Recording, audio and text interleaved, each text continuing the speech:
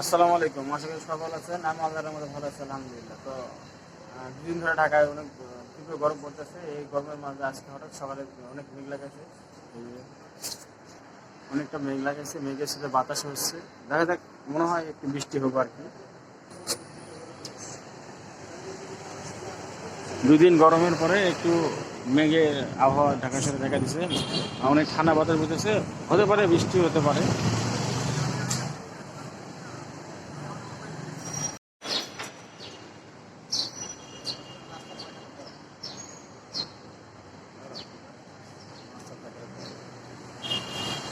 নাস্তার টাকা নিয়ে খাই আলাদা যান, নাস্তার টাকা নিয়ে খাই বলেন।